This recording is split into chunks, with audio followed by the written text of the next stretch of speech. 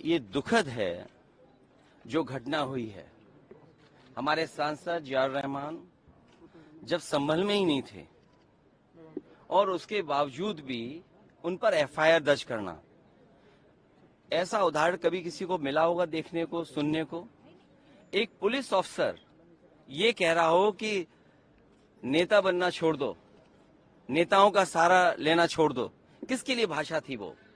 और मैं ये कहना चाहता हूं, हालांकि ये सब जानकारी आपके पास है, दुखद है कि नईम जैसे नौजवान की जान चली गई, बिलाल की जान गई है, रोमान की जान गई है, कैफ, अयान, और इसमें से कुछ कम उम्र के भी हैं। मुझे याद है जब मैं लखनऊ में प्रेस कर रहा था, उस समय जो जानकारी थी और जो जानकारी छिपाई जा रही थी, जब वहां पर लोकल स्तर से जानकारी हासिल हुई, तब मैंने कहा कि नईम की जान गई है और पुलिस की गोली से गई है। आप लोगों पे सब वीडियोस हैं, आप लोगों पे जगह जगह से वीडियोस मिले हैं, कवरेज है पूरा का पूरा कराया गया ये दंगा है।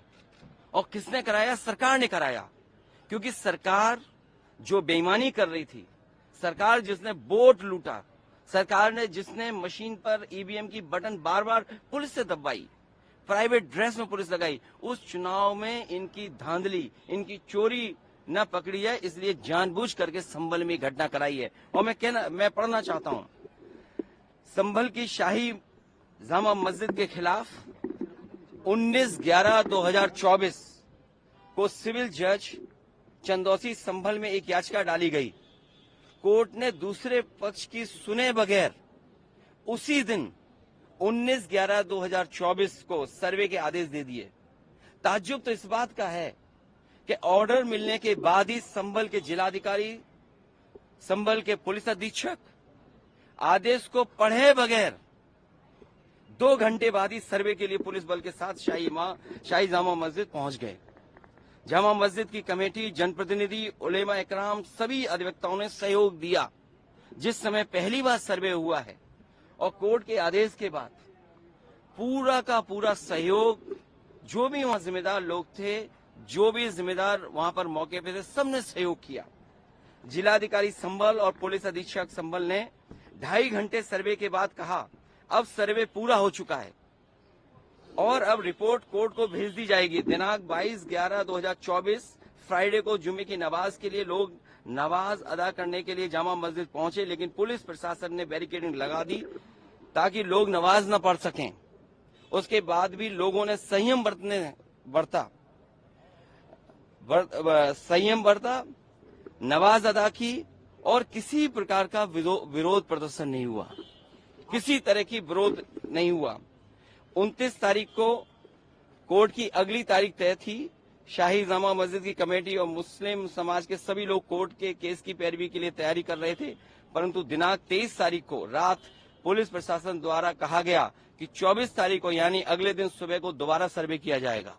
आखिरकार पहले एक बार सर्वे हो गया।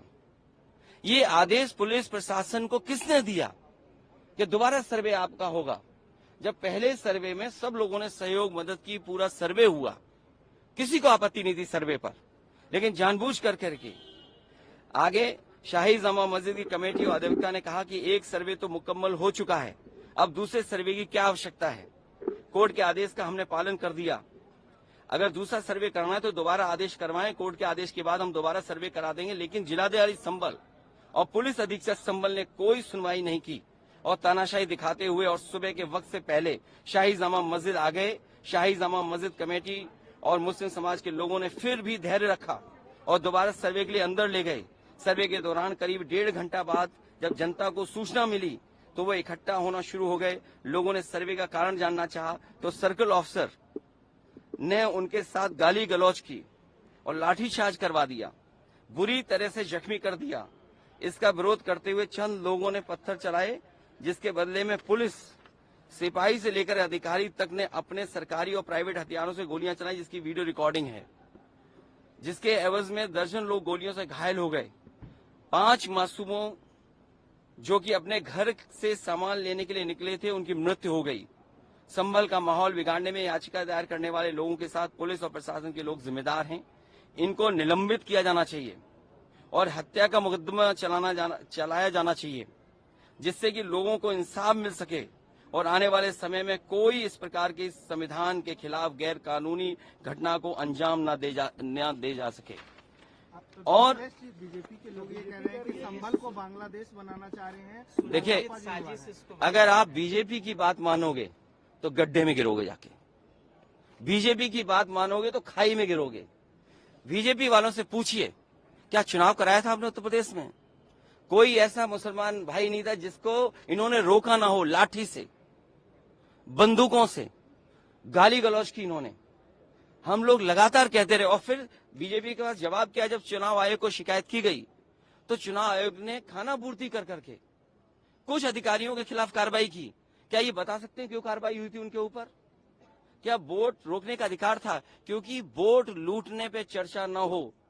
ये लोग लूटने वाले लोग हैं, इनके लिए लोग कोई मायने नहीं रखते, लोग मायने नहीं रखते।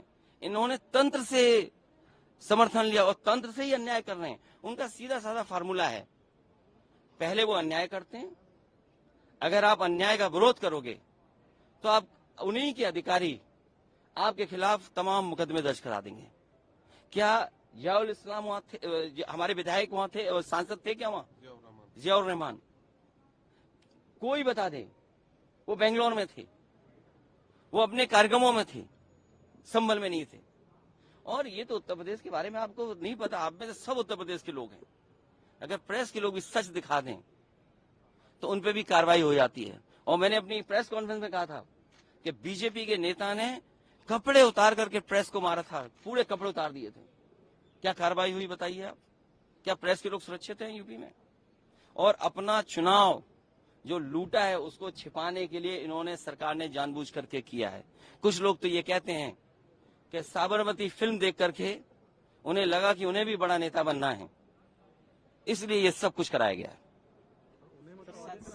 सदन में इसको उठाएंगे। मैं, हमारे सभी सांसद और तमाम विपक्ष के लोग इस सवाल को उठाना चाहते थे, लेकिन सदन में नहीं उठने का मौका दिया।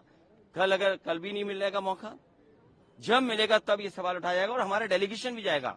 वहां के लोगों के दुख दर्द परेशानी, और फिर सरकार के हाथ में सब कुछ है। अज्ञात में नाम डाल दिए। मैं आपको याद दिलाना चाहता हूं, कानपुर में जब दंगा हुआ था, अज्ञात में नाम लिख करके बड़े पैमाने पर पुलिस ने अन्याय किया था।